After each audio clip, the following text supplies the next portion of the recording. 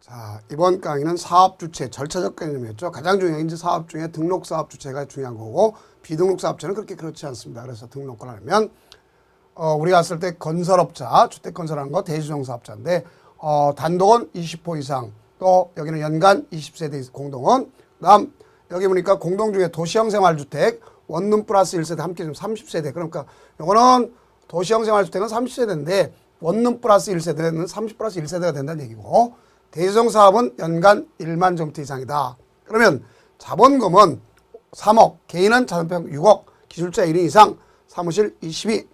요건은 이쪽 자본이든 뒤에 것은 강화하는 게 완화해 줄 수 있다는 걸 알 수 있겠고, 그 다음 등록은 국토장관에게 합니다. 등록했으면 그 등록부에 기재하는데 변경사항이 있다 30일에 신고한다 알 수 있겠고, 당연 말소자는 거짓 기타 부정 방문을 했다든가 등록증을 대한 경우다 이렇게 볼 수가 있습니다. 그러면 이때 등록 말소나 영업정지 처분받았다.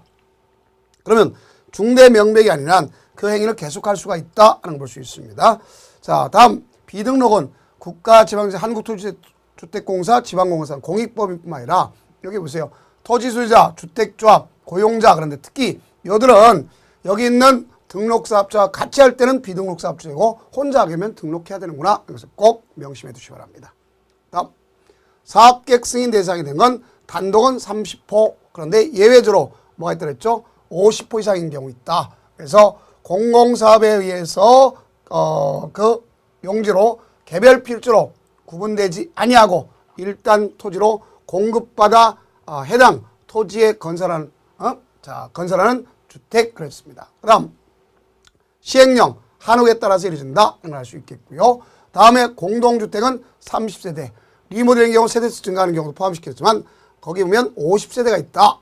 단지형 연립, 단지형 다세대주택 그러면 그 요건은 세대별 주요 면적이 30제곱미터 이상이 되겠고 주택단지의 진입로는 6m 이상일 것 그랬습니다. 다음 도시 및 주거환경 정법에서 주거환경 개선사업, 주거환경 관리사업 이런 경우에 본다면 역시 50세대 이상이어야 된다는 것을 알 수 있습니다.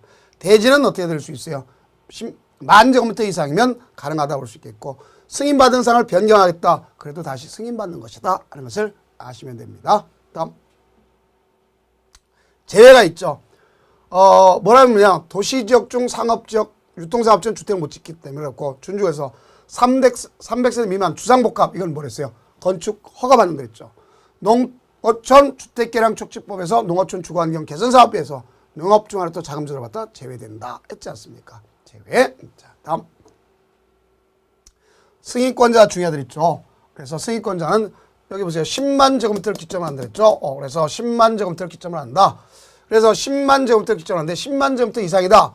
그러면 시도지사, 대도시, 시장이 되는 거고 10만 제곱미터 미만이다 그러면 특별시, 광역시는 시와 똑같다 그랬죠. 자, 그래서 시장 군수, 시장 군수가 되고 구청장은 없다는 거. 그다음 국토교통이라는 거, 신도시 지역 등 직접 승인을 원하는 건데 국가 한국토지주택 요게 바로 시험지에 나왔던 걸 볼 수 있겠고 지방공사 아니라는 거 조심하면 되겠고 330만 대규모죠. 그래서 택지개발, 도시개발사업 그래서 국토장관이 지정고시했으면 그러고 자 수도권 광역시 지역으로서 긴급한 주택난에게는 지역균형 발전을 해서 광역적 차원에서 한다. 자 광역적 차원 잘해야 되겠죠. 그럼 역시 우리가 국토장관이 한다. 그런 것 아시면 되겠습니다. 소유권을 확보해야 된다 그랬죠. 그럼 소유권은 승인을 받으려면 소유권을 확보해야 되는데 단 예외가 있다 볼 수 있겠죠. 소유권을 확보하지 않은 경우도 있다 볼 수 있는데 지구단위 계획구역 지구단위 계획에 대해서 의제됐다는 80% 이상 얻었다. 그러면 사업주체가 소유권을 확보하지 못했으나 권능을 대지를 사용할 수 있는 권능을 갖고 있다든가 국가지단체 한국토지주택공사 지방공사가 하다. 그러면 소유권을 확보하지 않아야 돼요. 그렇지 않고 소유권을 다 확보해야 돼요. 자, 그러면 소유권을 확보하지 못한 사람에 대해서는 어떻게 될 것이냐. 일단은 우리가 앞서 소유권은 80%까지 얻는다 그랬죠. 그러면 나중에 여기 있잖아요. 시가로서 매도 청구할 수 있는데 몇 개월 이상? 3개월 이상 미리 매도 청구하기 전에 협의를 갖다가 거쳐야 된다. 그래서 95% 얻었느냐 95%를 얻지 못했느냐 왜의 경우냐 하는데 95% 얻었다면 거기는 모든 자에게 매도 청구하는 것이고 95% 얻지 못했다 그러면 지구단위 계획 구역 결정 10년 이전에 대지 소유권을 취득하고 계속 보유하고 있는 자, 또 그로부터 상속받아 이어진 직계존비서 배우자 합산해서 하는데 그들을 제외하고 매도 청구할 수 있다. 리모델링에 동의하지 아니한 자 역시 매도 청구의 대상이다 하는 것을 아시면 되겠습니다. 착수는 이제 배웠지만 5년 내 착수하는 게 원칙이고 개정됐어요. 다시 최초 착수는 5년이지만 공구별로 할 때 그 다음에는 2년 내 한다 하는 것을 볼 수 있습니다. 자, 다음 착수했으면 신고하는 걸 알 수 있습니다. 다음에 주택조합의 종류는 몇 가지가 있냐? 지역, 직장, 리모델링 있죠. 그래서 이건 광역적 차원인데 볼 수 있겠고요. 직장은 같은 직장 안에서 이루어진다. 공동주택은 리모델링을 위한 공동주택의 소유자이면 되는 것이라는 걸 알 수 있겠죠. 다음 설립은 원칙적으로 인가받는 게 원칙이다 그랬죠. 누구한테? 시장군구청장한테 인가받는 게. 그래서 설립할 때뿐만 변경 또는 해산할 때도 인가받는다. 다만 유일하게 신고가 있었죠.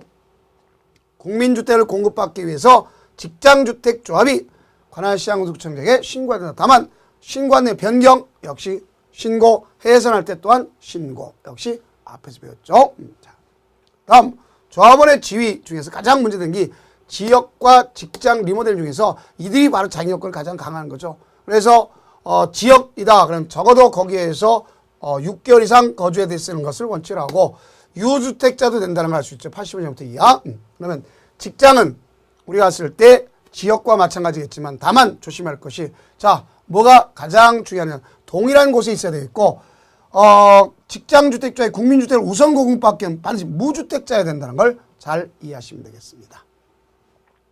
다음 리모델링 역시 공동주택의 소유자뿐만 아니라 복리시설 소유자 또 우리가 봤을 때 건축법에 허가받아서 분양 목적인 공동주택 외 시설의 소유자도 같이 리모델링 자격이 된다 볼 수 있습니다.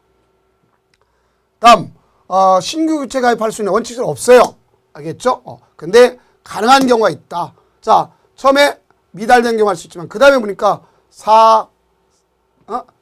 사망했다. 그렇죠? 양도했다. 내 무자격자가 됐다.